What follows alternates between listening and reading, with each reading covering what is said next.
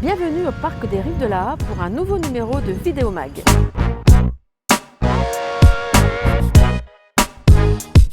Bonjour. Bonjour Frédéric Lorius, donc, tu es responsable du site donc des parcs des Rives de la Haye. Tout à fait. Donc un week-end festif et familial se prépare avec les portes ouvertes donc les 10 et 11 juin prochains. Alors tout à fait. Alors c'est la première année qu'on l'organise assez tard dans la saison. Ça s'organise à l'issue du championnat de France de nage en eau libre.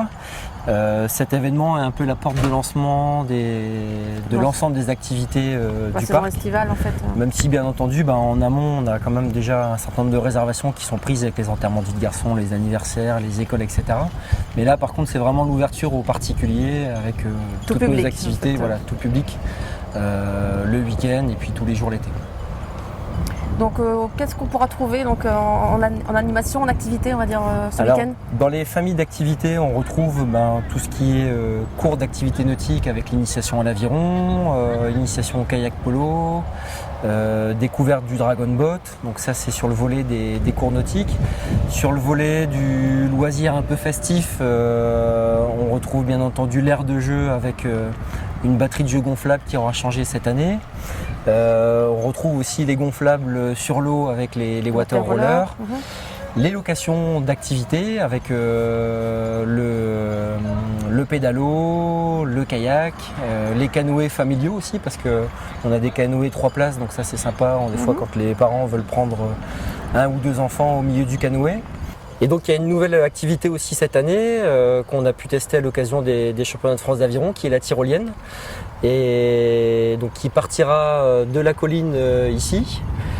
Combien de mètres de haut? Alors c'est à 16 mètres de haut et l'activité sera proposée au tarif de 2 €. Sinon côté tarif justement, est-ce qu'il y a un pass préférentiel? Oui effectivement, côté tarif, l'ensemble des activités seront proposées au tarif de 2 € en pré-vente sur internet, sur le site du parc. C'est un pass de 2 €. C'est un pass de 2 € qui donne droit à toutes les activités sauf la tyrolienne et puis on aura également la possibilité forcément d'acheter son ticket sur place au tarif de 4 €. Mais il vaut mieux réserver à l'avance. On l'aura bien compris. Merci. Sinon au niveau des horaires peut-être Alors les horaires, on reste sur un format qui est le même depuis tous les ans, 14h-18h, samedi 10 et dimanche 11 juin.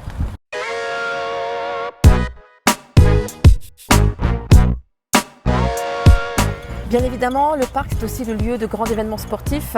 Oui, c'est forcément l'un des objectifs premiers du Stade Nautique d'organiser des événements sportifs majeurs et cette année le focus va se faire un petit peu sur le championnat de France de nage en eau libre qui se déroulera du 1 au 4 juin.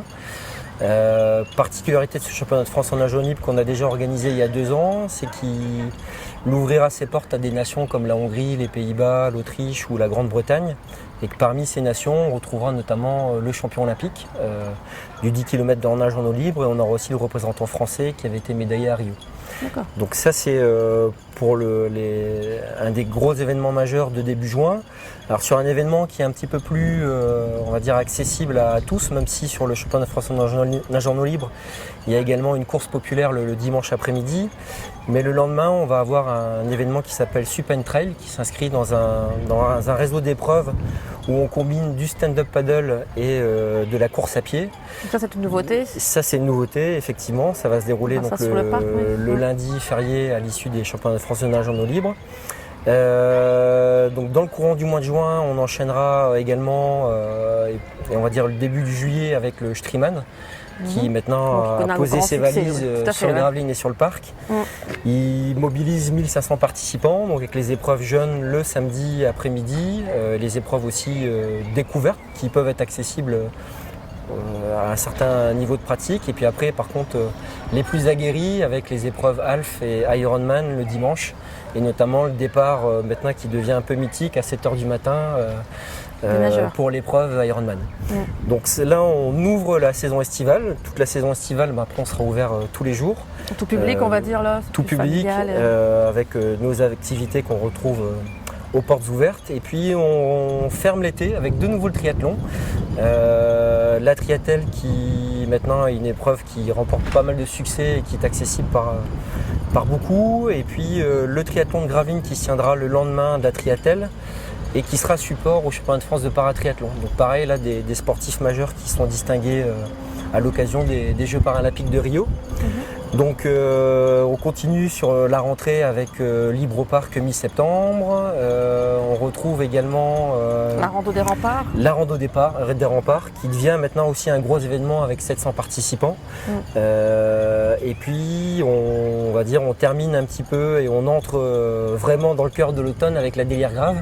Qui est prévu La donc fin transition, octobre c'est- pour Halloween en fait. Ouais. C'est Halloween, la pluie, éventuellement la boue, même si depuis des La mousse éditions, aussi. la mousse, l'édition a la chance de connaître à chaque fois du soleil, Oui. mais peut-être que cette année on aura moins cette chance-là, mais le service jeunesse et les organisateurs auront l'occasion certainement de revenir sur cet à fait, événement d'ici quelques mois. Merci Frédéric. Le Parc de la Haie est un lieu familial et sportif à découvrir ou redécouvrir. Rendez-vous le mois prochain pour un nouveau numéro de Vidéo Mag.